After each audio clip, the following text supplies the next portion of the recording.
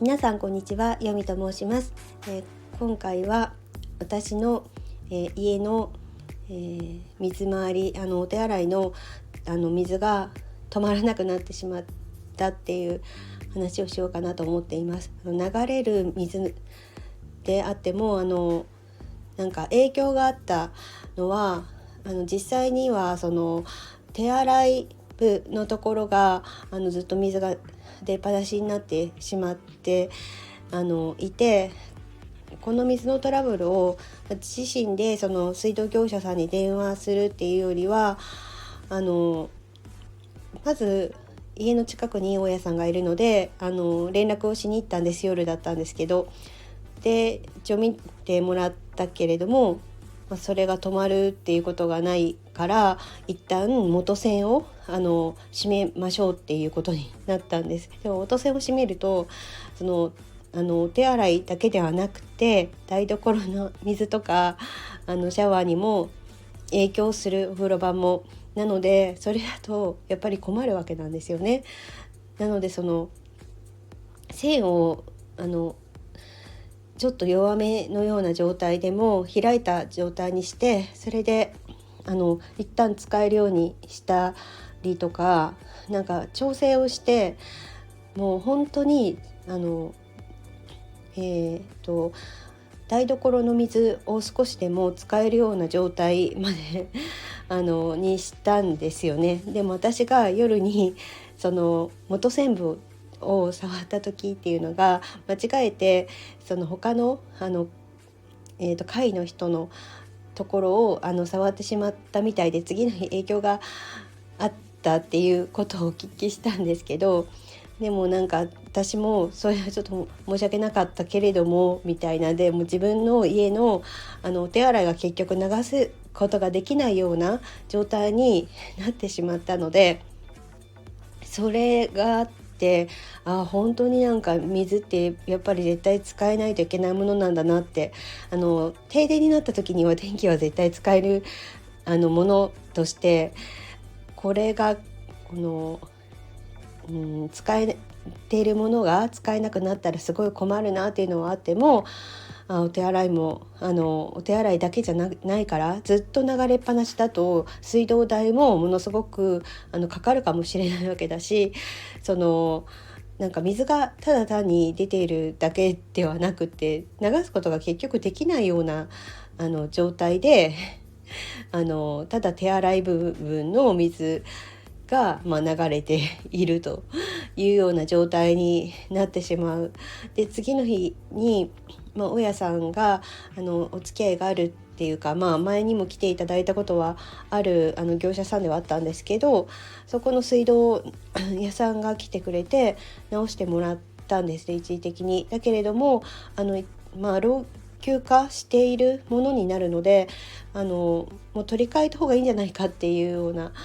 ことになって、それで、ちょっと時間がかかるかもしれないけど、とりあえずは一旦は今は水も問題なく使えているので、そのまま使っていて、そのうち取り替えるっていう話になっていますね。結構水の周りの部分っていうのは、私は今の家自体が結構古いんですよね。もう築30年ぐらい経っているので、なのでなんかそういう中でやっぱり家賃の兼ね合いとか、私が使いやすいなと思って使っている賃貸の部屋ではあるんですけど、それでもやっぱりなんか影響が出るようなところでとかで、なるべくだったらやっぱ変えてもらいたいなっていうのもあったりするので、ようやくっていうかいつかちょっとまだ分かってないんですけど、今とりあえずは一旦緊急性がある水のところっていうのは直していただけたので、だけれどもその将来のことを考えたりとか、今の実情ちょっと壊れたりとかしている部分を私がテープで留めたりとかして、割れてる部分がちょっとあったりするんですけど、そういうところとかもうまくそういうことをしなくてもいいように新しいものにもうかなり年季が入っているものなので取り替えた方がいいんじゃないかっていうことになったので、水回りの部分とか、あとそのものですよね。お手洗いの部分を直して新しいものに取り替えるっていうことに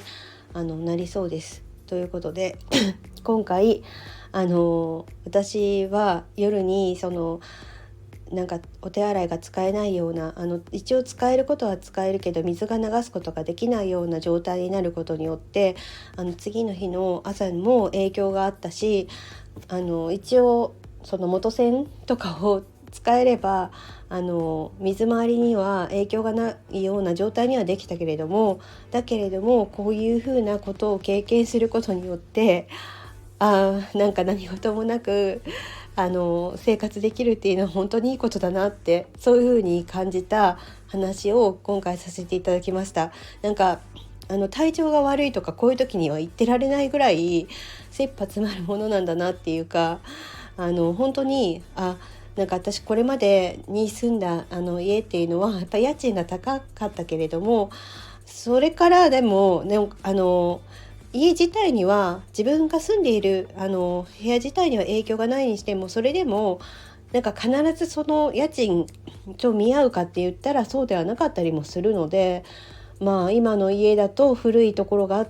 てこうやってなんか突然なんか水が漏れ出したりだとかね、なんかそういうこともちょっと経験したことがあったんですけど、でも今現状の状態で平和には暮らせているから、なんかもう特にこういう夜に夜とかなんかその休みの日とかになんか影響があって、